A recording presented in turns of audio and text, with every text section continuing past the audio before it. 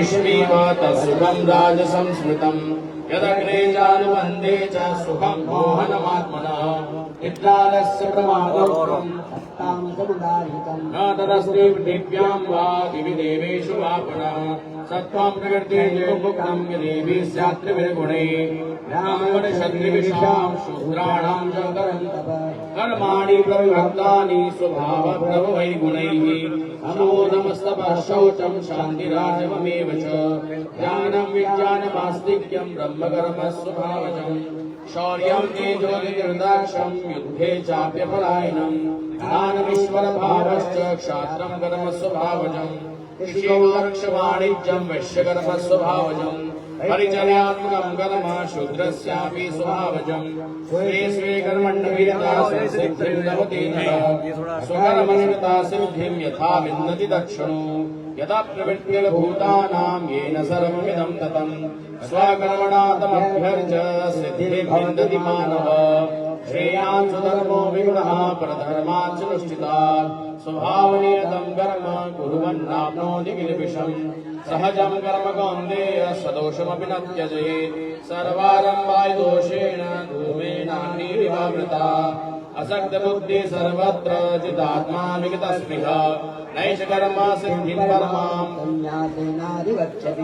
सिद्धिं प्राप्तो यथा ब्रह्म तथाप्नोति निबोध मे समासेनैव कौन्तेय निष्ठा जानस्य या परा बुद्ध्या विशुद्ध्या युक्तो धृत्यात्मानं नियम्य च शब्दादीन् विषयास्तक्त्वा रागद्वेषौ विदुस्य च विविक्तसेवी लघवाशी यत्त्वा कायमानस ध्यानयोगपरो नित्यं वैराग्यं समुपाश्रितः अहङ्कारं बलं दर्पं कामं क्रोधं परिग्रहं विमोच्य निर्ममः शान्तो ब्रह्म भूयाय कल्पते ब्रह्मभूत प्रसन्नात्मा न शोचति न काङ्क्षति नमः सर्वेषु भूतेषु मद्भक्तिं लभते पराम् भक्त्या मामाभिजानाति यावान्यश्चास्मि तत्त्वतः अतो मां तत्त्वतो ज्ञात्वा विशदे तदनन्तरम् सर्वकर्माण्यपि सदा कुर्वाणो मद्व्यपाश्रय मत्प्रसादादवाप्नोति शाश्वतं पदमप्रियम् चेतसा सर्वकर्माणि मयि सन्न्यस्य मत्परः बुद्धियोगम् उपाश्रित्य मच्चित्तः सततं भव मच्चित्ता सर्वदुर्गाणि मत्प्रसादादरिष्यसि अथ चेत्त्वम् अहङ्कारात् न शोष्यसि विनङ्क्षसि यदहङ्कारमाश्रित्य न योत्स्यति मन्यसे मिथ्यैष व्यवसायस्ते प्रकृति स्वां नियोषति स्वभावजेन कौन्तेय निबद्धस्वेन कर्मणा कर्तुं नेच्छसि यन्मोहात् करिष्यस्य वशोभितात् ईश्वरः सर्वभूतानां हृदयेषु अर्जुन तिष्ठति भ्राम्यन् सर्वभूतानि यन्त्रारूढानि माया हमेव शरणं गच्छ सर्वभावेन भारत तत्प्रसादात् परां शान्तिं स्थानं प्राप्स्यसि शाश्वतम् इति ते ज्ञानमाख्यातं भूयादुभितरं मया विमृश्यैतदशेषेण यथेच्छसि तथा कुरु सर्वगुह्यतमं भूय मे परमं वचः इष्टोऽसि मे दृढमिति ततो वक्ष्यामि ते हितम् मनमना भवमदभक्तो मद्दाजी मां नमस्कुरु मामेव सत्यं ते प्रतिजाने प्रियोऽसि मे सर्वधर्मान् परित्यज्य मामेकं शरणं व्रज अहं त्वां सर्वपापेभ्यो मोक्षयिष्यामि मा शुच इदं ते न तपस्काय न भक्ताय कदाचन न चाशुश्रूषवे वाचं न च मां योऽभ्यसूयति य इमं परमं गुह्यं मद्भक्तिस्तु विदास्यति भक्तिं मयि परां मिलित्वा न च तस्मान् मनुष्येषु कश्चिन्मे प्रियकृत्तमः भविता न च मे तस्मात् अन्यः प्रियतरो भुवि अध्यस्ते च यदिमं धर्म्यं संवादमामयो यानि यज्ञेन तेनाहं तिष्ठास्यामिति मे मति श्रद्धावान् अनसूयश्च शृणुयादपि यो नरः सोऽपि मुक्तः शुभान् लोकान् प्राप्नुयात् पुण्यकर्मणः कच्चिदेदं श्रुतं पार्थ द्वैकाग्रेण चेतसा कच्चित् अज्ञानसम्मोहः पुनश्चस्ते धनञ्जय अर्जुन उवाच नष्टो मोहस्मृतिर्लब्धा त्वत्प्रसादान् मयाच्युत सोऽस्मि गतसन्देहः करिष्ये वचनं तव संजय उवाच नित्यहं वासुदेवस्य पार्थस्य च महात्मनः संवादमिमं श्रौषम् अद्भुतं रोमहर्षणम् व्यासप्रसादाच्युतमान् एतद्गुह्यमहं परम् योगं योगेश्वरात् कृष्णात् साक्षात् कथयत स्वयं राजन् संस्मृत्य संवादमिममद्भुतम् केशवार्जुनयो पुण्यं हृष्यामि च मुहुर्मुहुः तच्च संस्मृत्य रूपम् अद्भुतं हरे विस्मयो मे महान् राजन् हृष्यामि च पुनः पुनः यत्र योगेश्वरः कृष्णो यत्र पार्थो धनुर्धरः तत्र श्रीविजयोर्भूत् ध्रुवानीतिर्मतिर्मम ओम तत्सदिति श्रीमद्भगवद्गीतासु उपनिषत्सु ब्रह्मविद्यायां योगशास्त्रे श्रीकृष्णार्जुन संवादे मोक्षसंन्यासयोगो नाम अष्टादशोऽध्यायः। हरिः ओम तत्सत् हरिः ओम तत्सत् हरिः ओम तत्सत्। ओम यं ब्रह्मा वरुणेन्द्ररुद्रमरुतः स्तुन्वन्ति दिव्यस्तवैः वेदैः साङ्गपदक्रमोपनिषदैः गायन्त्यं सामगा ध्यानावस्थितद्गतेन मनसा पश्यन्ति यं योगिनो यस्यान्तं न विदुर्सुरासुरगणा गुरुदेवाय तस्मै नमः। ॐ द्यौः शान्तिरन्तरिक्षं शान्तिः पृथिवी शान्तिरापः शान्तिरौषधयः शान्तिर्वनस्पतयः शान्तिर्देवाः शान्तिर्ब्रह्म शान्तिः सर्वं शान्तिः शान्तिरेव शान्तिः सा मा शान्तिरेधि। ओम सर्वेषां वा एकं वेदाना मूढसो जत्सामा सर्वेषामे वैनामे तद्वेदाना मूढसेन भिखिञ्चति। ओम शान्तिः शान्तिः शान्तिः सुशान्तिर्भवतु सर्वारिष्टशान्तिर्भवतु। श्री सद्गुरुदेव भगवान की जय। परम नमः श्री रामलाल भगवान की जय। सिद्ध विभासम हर हर महादेव। देखो आज सप्तदश अध्याय और अष्टादश अध्याय 17वें और 18वें अध्याय का भगवत गीता का पाठ हम लोगों ने किया। 17वें अध्याय का नाम है श्रद्धात्रय विभाग योग, जिसमें प्रारंभ में अर्जुन ने ये प्रश्न किया है, ये शास्त्रविधि मुत्सृज्य यजन्ते श्रद्धयान्विता तेषां निष्ठा तु का कृष्ण सत्तुमाहो रजस्तमः। जो शास्त्र की विधि को त्याग करके केवल श्रद्धा के वशीभूत होकर के यजन करते हैं, उपासना करते हैं, उनकी वो श्रद्धा कैसी है, उनकी उपासना कैसी है, सात्विक है, राजसिक है, तामसिक है? ऐसा अर्जुन ने प्रश्न किया। यद्यपि भगवान ने इसके पहले कहा है कि शास्त्र विधि को त्याग करके जो मनमाना आचरण करते हैं वो ठीक नहीं है, क्योंकि शास्त्र ही प्रमाण है। तस्मात् शास्त्रम प्रमाणन्ते कार्याकार व्यवस्थितौ।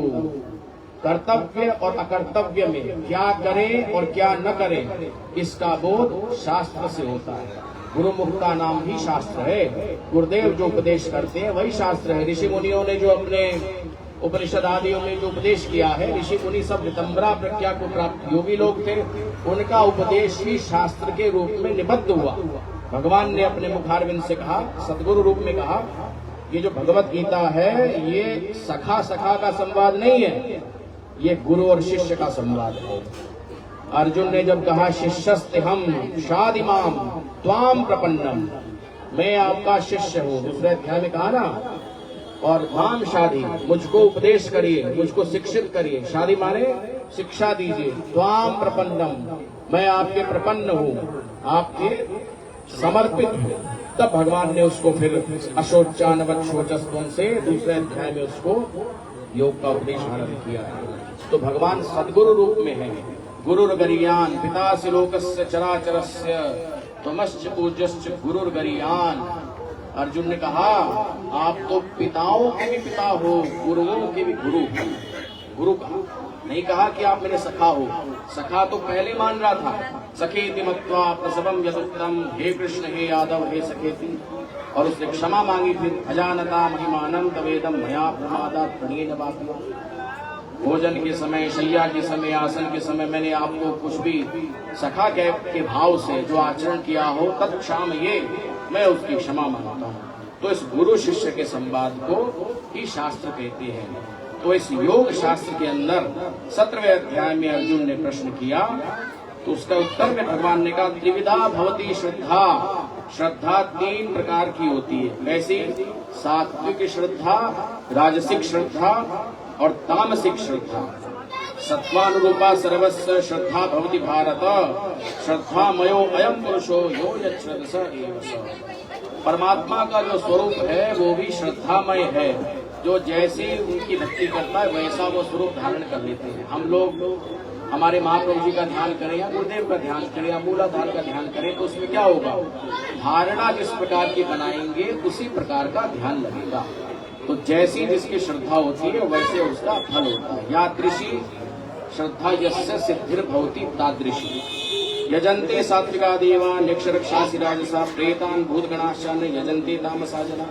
फिर भगवान ने बताया कि जो सात्विक श्रद्धा वाले हैं वो देवताओं का यजन करते हैं, देवताओं को पूजते हैं। राजसिक श्रद्धा वाले यक्ष रक्षासी, यक्षों का राक्षसों का पूजन करते हैं। और जो तामसिक मनुष्य हैं जिनकी श्रद्धा तमोगुणी वृत्तियों में है वो तो भूत गणान यजन्ते, वो तो भूत प्रेतों का पूजन करते हैं। इसलिए उसके बाद श्रद्धा के विषय के बाद भगवान ने तप की बात की कि तप भी वही श्रेष्ठ है जो सहज हो।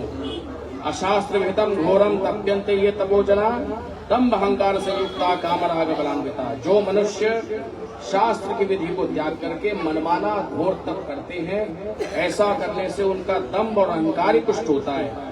वो ऐसा अपनी कामना के वशीभूत होकर के ऐसा तप करते हैं। कौन सा तप? जैसे पुराने जमाने में राक्षस लोग चारों तरफ अग्नि इत्यादि लगा करके उसके बीच में बैठ करके तप करते थे किसी कामना को लेकर के कि हम स्वर्ग पर विजय प्राप्त कर लेंगे, देवताओं को भी जीत लेंगे। इस प्रकार का जो तप है वो तामसिक तप है। हमारे महाप्रभु जी की कथाओं में एक कथा आती है हरनाम दास की। उसमें प्रसंग लंबा हो जाएगा, विषय छूट जाएगा। उस कथा में हमारे महाप्रभु जी ने दिग्दर्शित किया है कि एक बार हमारे महाप्रभु जी भ्रमण करते हुए वृंदावन में गए। वहां उन्होंने देखा एक महात्मा पंचधूली ताप रहा था, तप कर रहा था। अग्नि जला करके, कंडे जला करके बीच में बैठा था। यहाँ कुंभ में भी ऐसे कुछ मिल जाएंगे तप करने वाले महात्माओं को, पर हमारे योग में इस तप का निषेध है। भगवान भी यहाँ पर वही बात कर रहे। उस महात्मा को हमारे महाप्रभु जी ने देखा तो उसका एक पैर तो सूज रखा था इतना मोटा, और एक पैर उसका सूख गया था। हमारे प्रभु जी ने पूछा कि भाई ये तेरा पैर ऐसा कैसे हो गया? तो बोला कि मैं कई वर्ष तक पहले एक पैर के बल खड़ा रहा तप करने के लिए। तब की बात पर मैं बता रहा हूँ। उसका परिणाम ये निकला कि जो पैर मैंने उठा रखा था वो तो सूख गया, और जो भूमि पर टिका रखा था उसमें रक्त संचार अधिक होने से वो सूज गया, हाथी के पैर के जैसा मोटा हो गया। दिन रात बोला मैं ऐसे करता हूँ। महात्मा वो बड़ा सरल हृदय था। उसके मन में ये कामना थी कि मैं ईश्वर को प्राप्त करूं, पर सहजता जैसा जिसने बता दिया वैसा आचरण कर लिया। किसी ने कहा कि भाई तप करने से परमात्मा मिलेगा, कौन सा तप करें?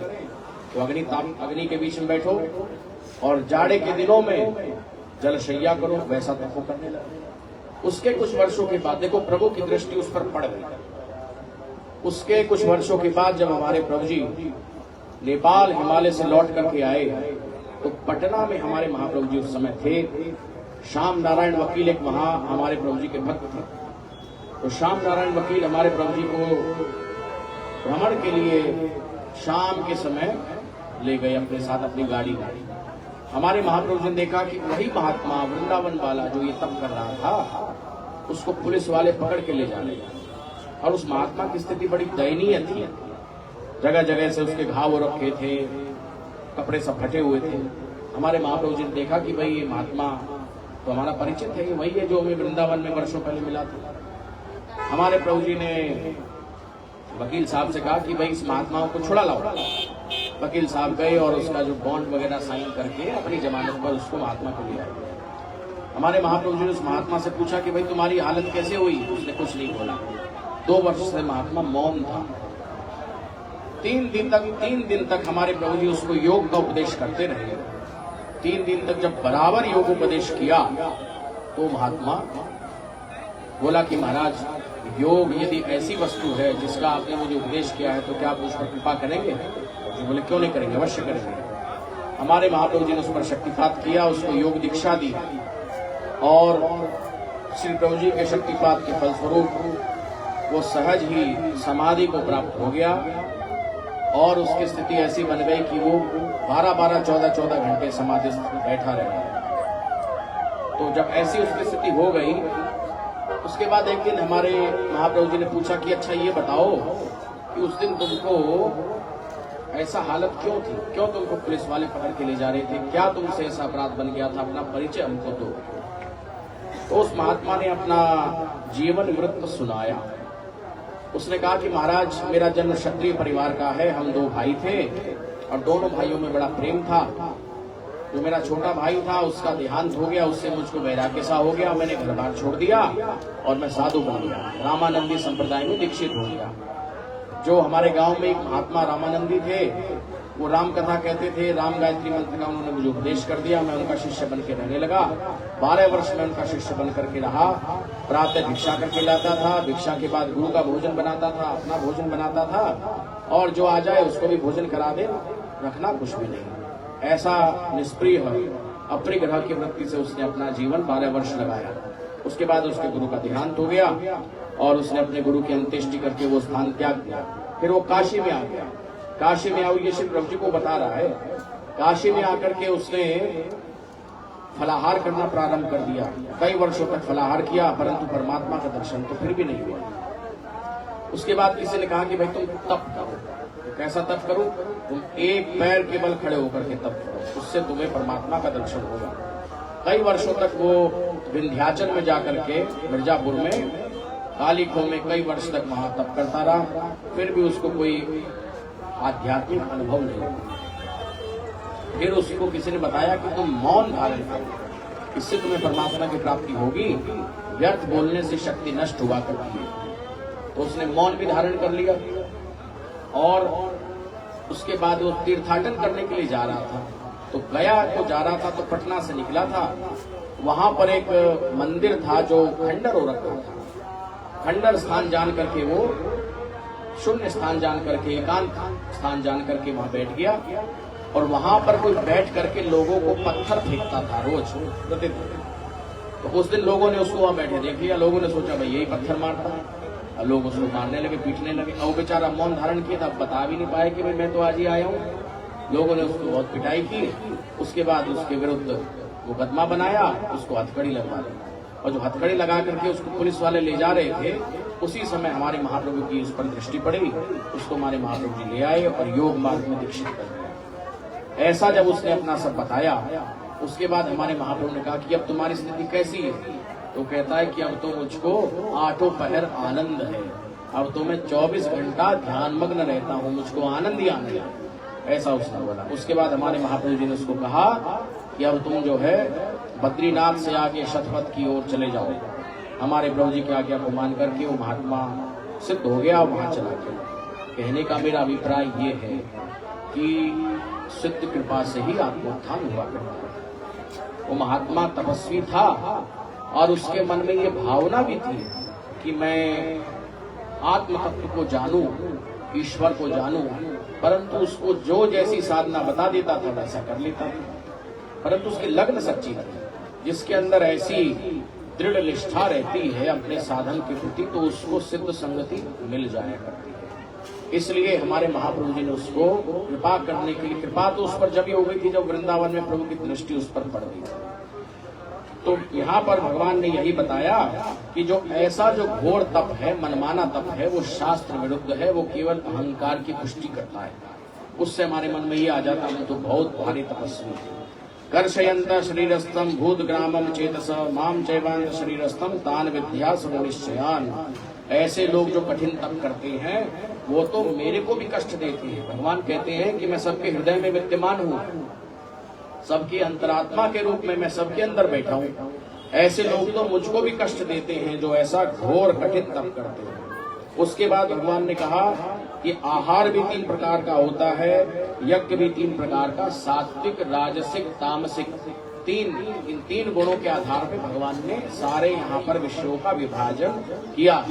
सात्विक आहार के बारे में भगवान बता रहे हैं कि जो आयु को, सतोगुण को, हमारे बल को, आरोग्य को, हमारे सुख को, प्रेम को जो बढ़ाने वाला भोजन है, ऐसा भोजन जिसके अंदर रस है, जिसके अंदर स्निग्धता है, चिकनापन है, और जो हृदय को खाने में अच्छा भी लगता है, ऐसा भोजन सात्विक भोजन है। जैसे हम लोग जो भोजन आश्रमों में करते हैं, सब सात्विक भोजन है। ऐसा भोजन करने से ही मन एकाग्र होता है। जो राजसिक, तामसिक भोजन करते हैं, उनको ध्यान में कोई ना कोई विघ्न अवश्य आता है। फिर भगवान ने कहा कि राजसिक भोजन कौन सा है?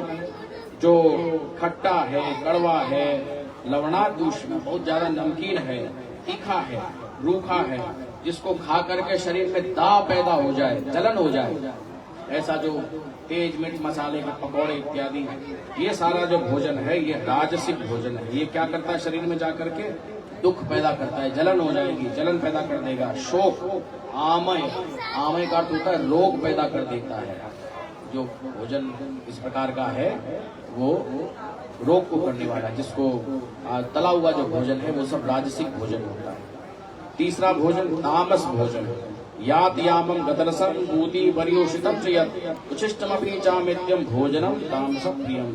जो भोजन यात यामम, आधा जिसके ऊपर से याम माने रात्रि गुजर गई है, रात्रि का पहर जिस भोजन पर से निकल गया है, गतरसम जिसका रस निकल गया है, जिसके अंदर से दुर्गंध आती है, जो बासी है, झूठा है, ऐसा भोजन अमेध्यम, मेधा को नष्ट कर देता है। ऐसा भोजन बुद्धि को नष्ट कर देता है। ये भोजन तामसिक लोगों को प्रिय होता है। तामसिक लोग ऐसा भोजन किया करते हैं। इसके बाद भगवान ने कहा कि जो हम यज्ञ करते हैं, यज्ञ का विधान तो बहुत बड़ा है, 4थे अध्याय में बताया कितने प्रकार के यज्ञ होते हैं। तो जो सात्विक यज्ञ है, जो केवल शास्त्र को प्रमाण मान करके, शास्त्र की विधि के अनुसार, यष्टव्यम, ये यज्ञ करना मेरा कर्तव्य है, ऐसे कर्तव्य बुद्धि से, बिना किसी फल की आकांक्षा किए, बिना किसी कामना के, निष्काम भाव से। अब हमारे पंडित लोग बहुत लंबा संकल्प के अंदर इतना उसमें कामनाएं लगा देते हैं, वो तो सकाम हो गया सारा। तो निष्काम भाव से जो यज्ञ किया जाता है, वो सात्विक यज्ञ है। राजस यज्ञ वो है जो दंभ के लिए, ये दिखाने के लिए हाँ हम इतना बड़ा यज्ञ आयोजन कर रहे हैं, ऐसा दंभ की भावना से और फल को भी दृष्टि में रख करके जो यज्ञ करते हैं, वो राजसिक यज्ञ है। तीसरा भगवान ने बताया तामसिक यज्ञ, जो बिना किसी विधि के, बिना मंत्रों के, बिना अन्न के और बिना ब्राह्मण को दक्षिणा दिए, बिना दक्षिणा के, अदक्षिणम जो यज्ञ करते हैं, वो तामसिक यज्ञ है। इसके बाद भगवान ने 3 प्रकार के तप का वर्णन किया। देव युज गुरु प्राज्ञा पूजनम शौचमार्जवम ब्रह्मचर्य अहिंसा च शारीरम तप उच्यते। तप किसको कहते हैं? अभी तो पीछे बताया था कि जो बिना शास्त्र की विधि के घोर तप करते हैं, उनकी भगवान ने निंदा की। यहाँ भगवान बता रहे हैं कि तप क्या है।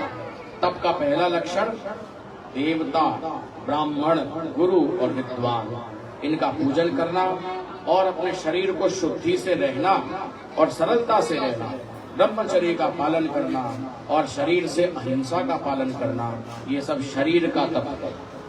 शरीर का तप, वाणी का तप और फिर मन का तप। 3 प्रकार के तप भगवान यहाँ बता रहे हैं। वाणी का तप बताया, अनुद्वेगकरम वाक्यम सत्यम प्रहितम चयत स्वाध्याय भसनम चैव वांगमयम तप उच्यते।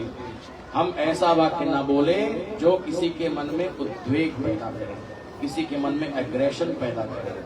मीठी वाणी बोलनी चाहिए। तो जो उद्वेग पैदा करने वाले वाक्य हैं, उनको न बोलना, प्रिय वाणी बोलना, हितकारी वाणी बोलना, सत्य की वाणी बोलना और शास्त्र का अभ्यास करना, स्वाध्याय करना, अपने गुरु मंत्र का जप करना, ये सब वाणी का तप है। पहला तप कौन सा?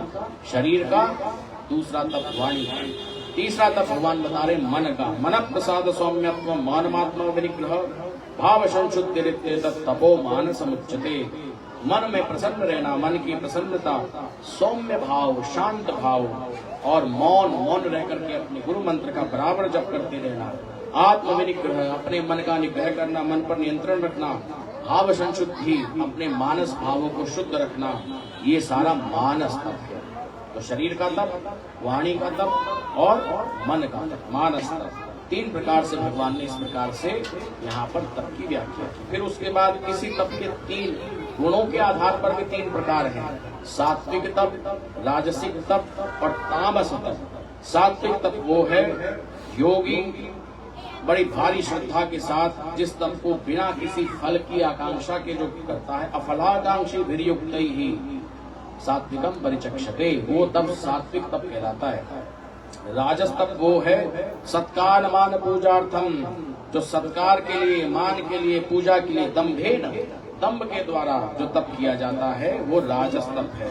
मूढ़ ग्राहेण आत्मनो पीड़या क्रियते तप, और मूढ़ लोगों के द्वारा आत्म पीड़या, अपनी आत्म पीड़ा के लिए दूसरे का कुछ अहित करने के लिए, परशोध साधनार्थम वा, अपना भी अहित करे और जो मन में ये सोच करके तप करे कि भाई इस तप के द्वारा मुझे फलाने व्यक्ति का अहित करना है, ऐसा उत्साधनार्थम, अनिष्ट करने के लिए जो तप किया जाता है वो तामसिक तप है। तो 3 प्रकार के तप। फिर उसके बाद भगवान ने 3 प्रकार के दान की भी चर्चा की है, सात्विक दान, राजसिक दान, तामसिक दान। दातव्यमिति यद्दानं दीतेनोपकारिणे देशकाले च पात्रे च तद्दानं सात्विकम स्मृतम। दातव्यम, मुझको दान करना है, ऐसा कर्तव्य सोच करके, कर्तव्य बुद्धि से, अनुपकारिणे, दूसरे पर उपकार करने के लिए नहीं, ये दान देना मेरा कर्तव्य है, मैं किसी को कुछ दे रहा हूँ तो कुछ उस पर मैं ऐसा नहीं कर रहा, मैं तो अपना कर्तव्य पालन कर रहा हूँ। इस भाव से जो देश को, माने स्थान को, समय को और पात्र को देख करके जो दिया जाता है वो सात्विक दान कहलाता है। दान देने में पात्र को भी देखना बहुत आवश्यक है। वो पात्र को देंगे, जैसे रोड पर हम देखते हो भिखारी लोग बैठे रहते हैं, उनको लोग दे देते और रात में उसकी शराब पीते हैं, जुआ खेलते हैं, दान थोड़ी लगा। वो जो पैसा है आपकी शुद्ध कमाई का, वो तो दुराचरण में चला गया।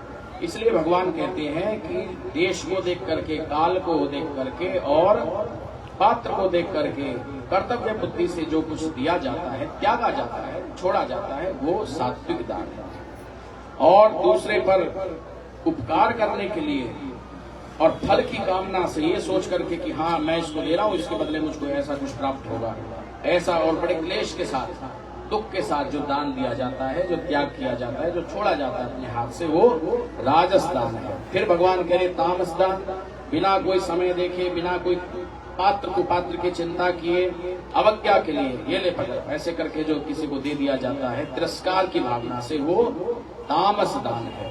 फिर भगवान ने बताया, अब ये विषय यहाँ पर लगभग पूर्ण हो गया। फिर भगवान ने कहा कि ओम तत्सदिति निर्देशो ब्रह्मण स्मृत ब्राह्मणास्ते निवेदाश्च यज्ञाश्च विहिता पुरा। ओम तत्सत, ये परमात्मा का नाम है, इसी से सब यज्ञों का, ब्राह्मणों का, वेदों का विधान इसी ओंकार से हुआ है।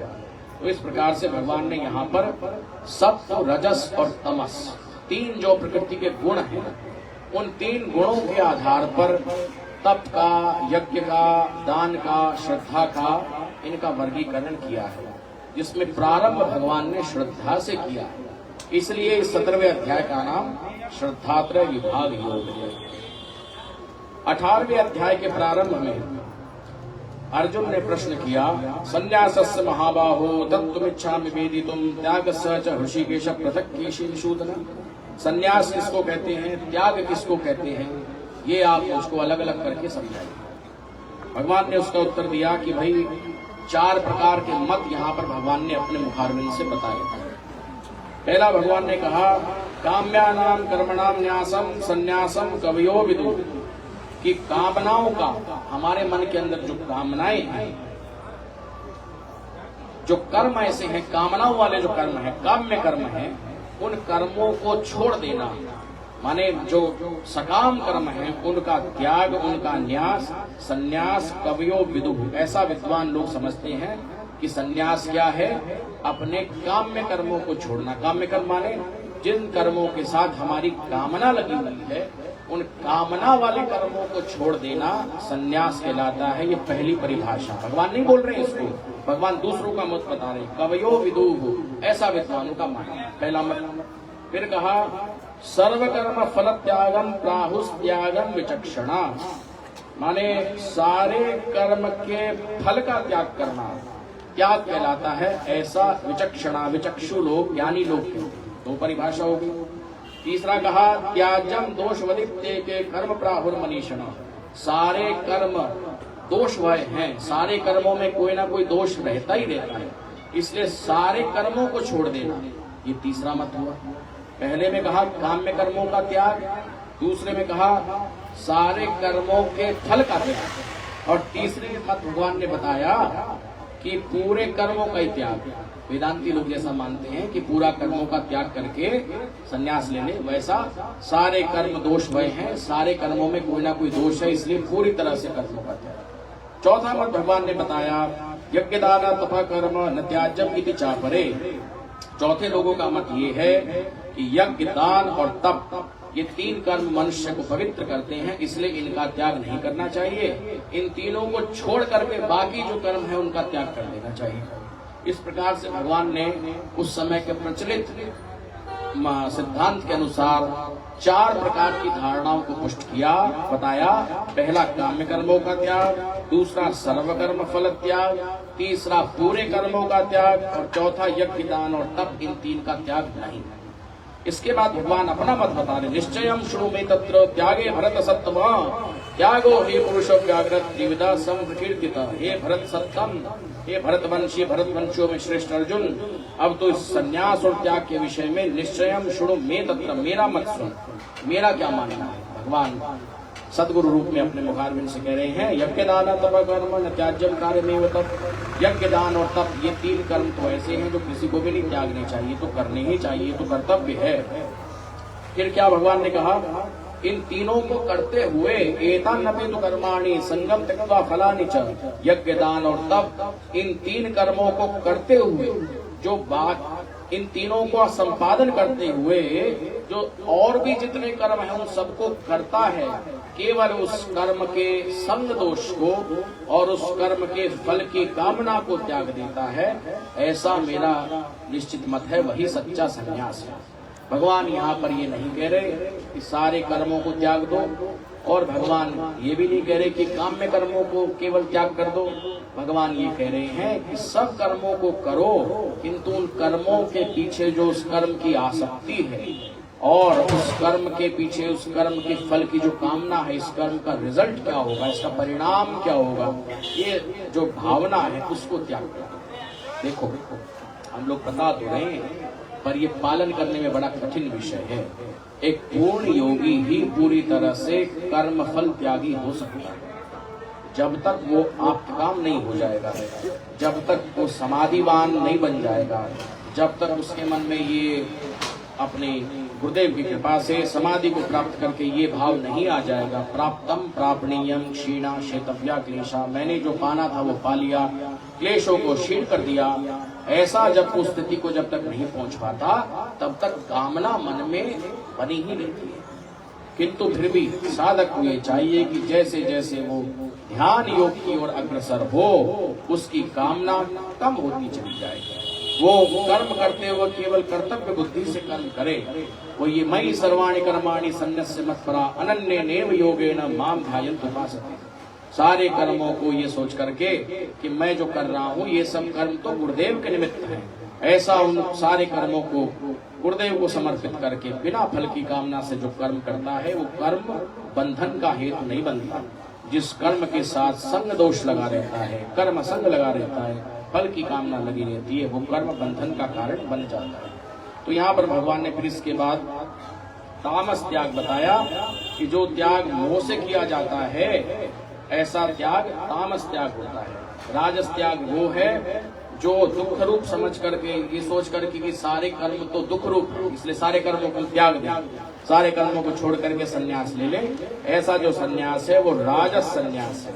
सात्विक संन्यास क्या है, सात्विक त्याग क्या है, कार्यमित्येव यत्कर्म नियतम क्रियते अर्जुन संगम त्यक्त्वा फलम चैव स त्याग सात्विको मत। ये भगवान का मत है कि सारे कर्मों के फल को केवल छोड़ दे और उसके संग को, कर्म की आसक्ति को, ये कर्म मैं करूं, ये कर्म मैं ना करूं, उसमें चॉइस जो हमारी रहती है ना, वो संग है, कर्म का संग। उस सारे कर्मों के संग को और कर्म के फल की कामना को छोड़ करके जो करेगा वो सात्विक त्याग है। इसी को सात्विक संन्यास भगवान ने यहाँ पर बताया है। प्रसंग तो बहुत लंबा है। तो इस प्रकार से भगवान ने यहाँ पर फिर उसके बाद 3 प्रकार के सात्विक ज्ञान, राजस ज्ञान, तामस ज्ञान का वर्णन किया और इसी प्रकार से फिर सात्विक कर्ता, राजस कर्ता, तामस कर्ता का वर्णन यहाँ पर किया। 3 प्रकार की बुद्धियों का वर्णन भगवान ने किया और उसके बाद 3 प्रकार के सुख का वर्णन भगवान ने किया। सुखम द्विधानिम त्रिविधम शृणुमे भरतर्षभ अभ्यासाद्र मतयत्र दुखांतम च निगच्छति। सुख भी 3 प्रकार का होता है। देखो, हम मनुष्य स्वभावतः आनंद का भोक्ता है। सब लोग ये चाहते हैं कि हमको सुख मिले और उस सुख की प्राप्ति नहीं होती। उस सुख की थोड़ी बहुत लवलेश मिल जाता है जिससे हम अपने को सुखी अनुभव करते हैं, किंतु वो जो परम सुख है उसकी प्राप्ति नहीं होती। उस परम सुख को प्राप्त करने के लिए ही मनुष्य गुरु चरणों में आता है। हम लोग गुरुदेव के चरणों में इसलिए आए हैं कि उस परम सुख को, परम आनंद को प्राप्त कर लें। तो यहाँ पर उस सुख की चर्चा करते भगवान ने कहा कि सुख भी 3 प्रकार का है। पहला सुख तो वो है कि जो प्रारंभ में तो दुख के जैसा मालूम पड़ता है लेकिन उसका फल बड़ा हितकर है, वो सुख सात्विक सुख है। जैसे कोई रोग हो जाए तो कोई दवाई हमको पीनी पड़े तो कड़वी होती है, पीने में तो लगता है बड़ी कड़वी लगी, किंतु उसका फल कितना सुखद है, रोग को नष्ट कर देगी। ऐसा जो सुख प्रारंभ में तो दुख के जैसा लगे पर परिणाम उसका सुख स्वरूप हो, वो सुख सात्विक सुख है। राजसिक सुख ये है कि जिसको प्रारंभ में तो बहुत अच्छा लगे पर फल उसका दुखदायी हो, वो राजसिक सुख है। इंद्रियों के भोग, विषय वासना, ये सब राजसिक सुख है। उस सुख काल में, जिस समय भोग काल चल रहा होता है, उसमें सुख की अनुभूति होती है, उसका परिणाम बड़ा दुखदायी होता है। जैसे किसी का मन करे रसगुल्ला खाने का, अब रसगुल्ला खा ले ज्यादा, रसगुल्ला खाने में तो अच्छा लगेगा और डायबिटीज हो गई हो किसी को तो बाद में कष्ट उठाना पड़ेगा। तो इसलिए जो है वो राजसिक सुख है। और तामस सुख वो है जो मोह के कारण उसमें सुख है ही नहीं, वो प्रारंभ में भी दुख देता है, परिणाम में भी दुख देता है, उसमें दुख ही दुख है। सुख हमें लग रहा है कि सुख है, सुख उसमें होता है, ऐसा तामस सुख है। तो 3 प्रकार के सुखों का यह वर्णन किया भगवान ने। और उसके बाद फिर 4 वर्णों का वर्णन किया, ब्राह्मण, क्षत्रिय, वैश्य, शूद्र का। ब्राह्मण वास्तव में कौन है? जिसके अंदर शम है, अपने मन का निग्रह है, जिसके अंदर इंद्रियों का निग्रह है, दम है, जिसके अंदर शरीर की और मन की शुद्धि है, जिसके अंदर शांत भाव है, जिसके अंदर क्षमा करने का भाव है, जिसके अंदर सरलता है, जिसके अंदर ज्ञान और विज्ञान प्रतिष्ठित है। ब्रह्म कर्म स्वभावजम, ये ब्राह्मण के स्वाभाविक कर्म है। क्षत्रिय के क्या है? जिसके अंदर शौर्य है, तेज है, धैर्य है, दक्षता है, युद्ध में जो पलायन नहीं करता, पीठ नहीं दिखाता, जिसके अंदर दान देने का भाव है, जिसके अंदर ईश्वर स्वामित्व बने का भाव है, वो क्षत्रिय है। और जो खेती बाड़ी करना, गौ रक्षा करना, वाणिज्य व्यापार करना, ये वैश्य का कर्म है। और तीनों वर्णों की सेवा परिचर्या करना, ये चौथे वर्ण का कर्म भगवान ने अपने मुखारविंद से कहा। और तात्विक बात बता दी, स्वे स्वे कर्मण्ड भृता संसिद्धिं लभते नरः स्वकर्म निरतः सिद्धिं यथा विन्दति तच्छृणु। अपने अपने कर्म में लग करके मनुष्य परम गति को प्राप्त हो सकता है। ये सब विषय बताने के बाद भगवान ने अंत में बड़ा तात्विक विवेचन, आत्मसमर्पण का किया। सर्वधर्मान परित्यज्य मामेकं शरणं व्रज अहं त्वां सर्वपापेभ्यो मोक्षयिष्यामि मा शुचः। अर्जुन, तू मेरी शरण में आ जा और मेरी शरण में आकर के बस मन बना भव मद भक्तो मद्दाजी माम नमस्कुरु। मेरा भजन कर, मेरी भक्ति कर, मुझे प्रणाम कर, मेरे मन वाला हो जा, मेरी बुद्धि वाला हो जा। भगवान गुरु रूप में बोल रहे हैं, तो गुरु के मन वाला, गुरु की बुद्धि वाला, और तू ऐसा हो करके परम गति को प्राप्त हो जाएगा, तू मेरा ही स्वरूप बन जाएगा। गुरु ध्यानात् अत्यंतम स्वम ब्रह्ममयो भवे। गुरु गीता में आता है कि जो गुरुदेव का ध्यान करता है वो गुरु रूपी हो जाता है। गुरु में और उसमें कोई भेद नहीं रहता। वही बात यहाँ पर भगवान ने आत्मसमर्पण की कही। मन मना भवमत भक्तो मद्दाजी माम नमस्कुरु, मुझको प्रणाम कर, मुझे नमस्कार कर, मेरा स्वरूप तू अर्जुन बन जा। ऐसा करने से तू बिल्कुल तर जाएगा। न च तस्मान् मनुष्येषु कश्चिन् मे प्रीकृतमा भविता न च मे तस्मात् अन्य प्रीतरो भुवि। भगवान लास्ट में गीता की महिमा बताते हुए कहते हैं कि जो इस गीता का पाठ भी करेगा वो भी पुण्य लोगों को प्राप्त हो जाएगा, और जो इस मेरे संवाद को, मेरे और अर्जुन के बीच के संवाद को दूसरों को बताएगा वो परम गति को प्राप्त होगा। इसके बाद भगवान ने अर्जुन से पूछा कि अर्जुन, क्या तेरा अज्ञान मेरे इस उपदेश से नष्ट हुआ? तो अर्जुन ने कह दिया, नष्टो मो स्मृत लब्धा तत्प्रसादात् मयाच्युतस्तोऽस्मि गत संदेह करिष्ये वचनम तव। मेरा मोह नष्ट हो गया है, अब मैं युद्ध करने के लिए खड़ा हो गया।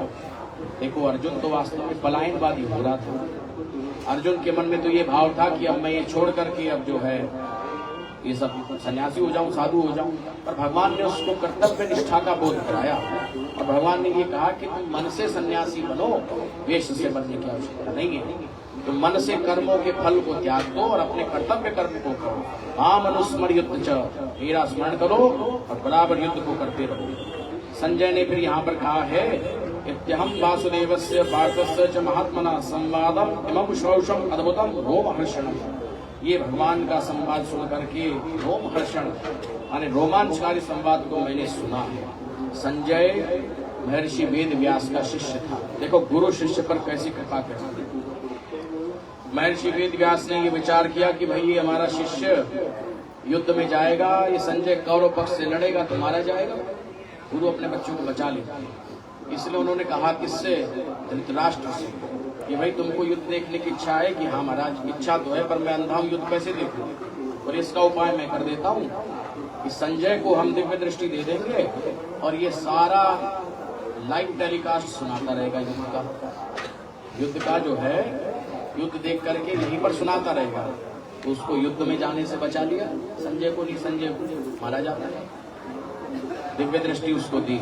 इतना गहरा शक्तिपात संजय पर किया भगवान वेद व्यास ने कि संजय वहां बैठ करके ही पूरे युद्ध का हाल धृतराष्ट्र को सुनाता रहा। ये संजय सुना रहा है पूरी गीता धृतराष्ट्र को। और एक और मैं बात बता दूं, भगवान ने अपने विश्व रूप का दर्शन कराया अर्जुन को 11वें अध्याय में। अर्जुन तो कह रहा है भीत भीत, अर्जुन को तो भय हो गया विश्व रूप को देख करके भगवान के, है ना। अर्जुन ने कहा कि अपने इस विश्व रूप को समेट लीजिए।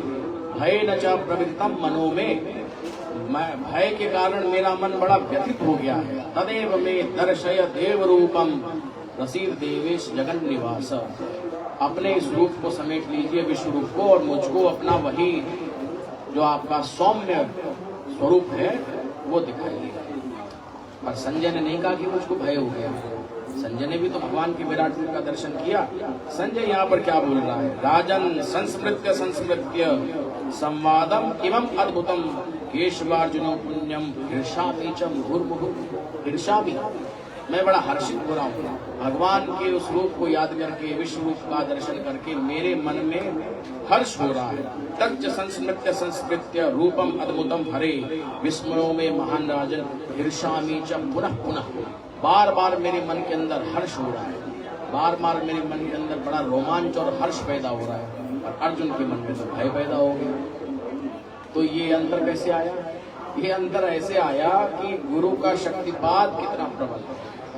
जो वेद व्यास जी ने जो संजय पर शक्तिपात किया, वो बड़ा प्रबल शक्तिपात किया कि संजय वहीं पर बैठा बैठा सारा वो सुनाता रहा। और शक्तिपात तो अर्जुन पर भी हुआ। यदि शक्तिपात न किया होता तो अर्जुन विश्व रूप का दर्शन ही नहीं कर पाता।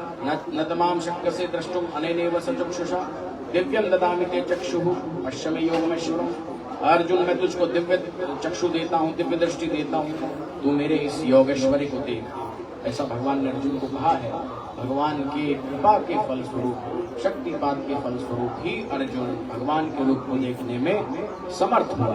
पर अंतर ये है, अर्जुन तो कह रहा है प्रव्यथितम मनो में, मेरा मन व्यथित हो गया, अपने रूप को समेटिए। अर्जुन ने जब देखा, पहले तो अर्जुन को भी रोमांच हुआ, पर जब उसने देखा कि कर्णम च भीष्मं च जयद्रथं च कर्णम तथान्यानभियोदवीरान मया हता जहिमा प्रतिष्ठा, मेरे द्वारा मार दिए गए हैं और वो चूर्ण बन करके भगवान के दांत में लगे हुए हैं। तो अर्जुन को भय हो गया ऐसा भगवान का विकराल रूप देख करके कि जिनको मैं मारना चाह रहा हूँ वो तो सब पहले ही मरे हुए इनके जाड़ में चिपके हुए हैं। पर ये कह रहा है, कौन? संजय कह रहा है, हिर्षामी च मुहुः, मुझको तो बड़ा हर्ष हो रहा है, बड़ा आनंद हो रहा है। शक्तिपात का भेद है। तो इस प्रकार से भगवान ने यहाँ पर दो लोगों पर कृपा हुई है, एक तो संजय के ऊपर, एक अर्जुन के ऊपर। अंत में धृतराष्ट्र ने ये पूछा कि संजय ये बताओ युद्ध में विजय किसकी होगी, पांडवों की विजय होगी कि कौरवों की विजय होगी?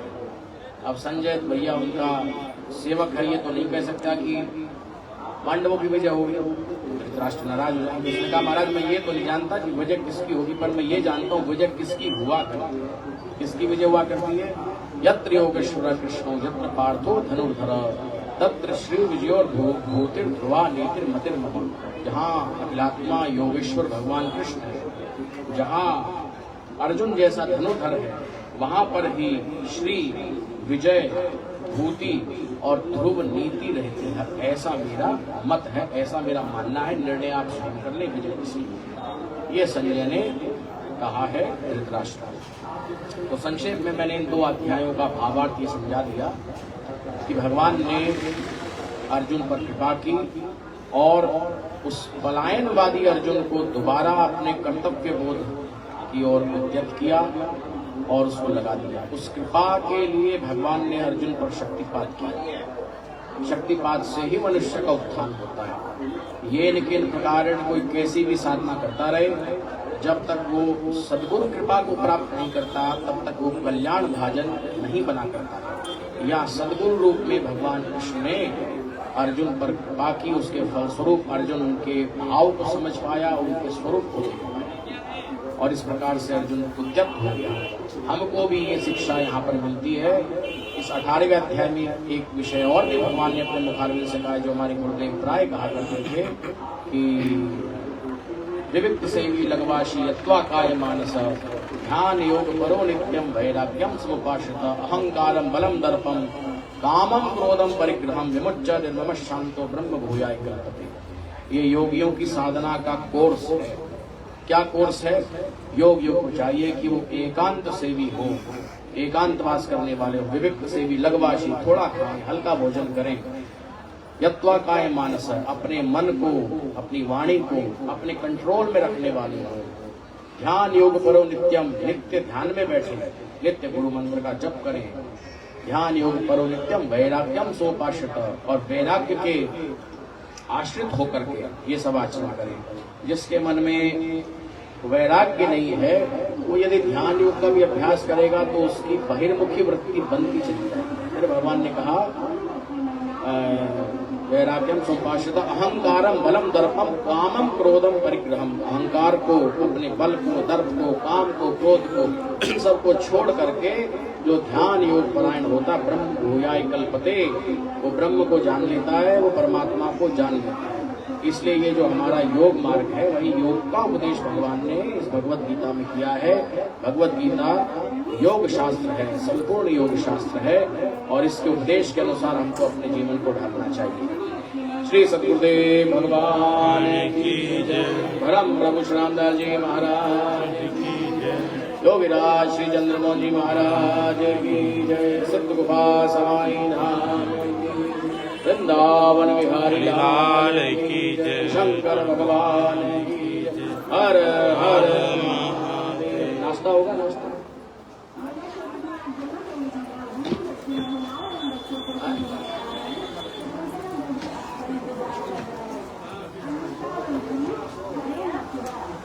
उन्नीस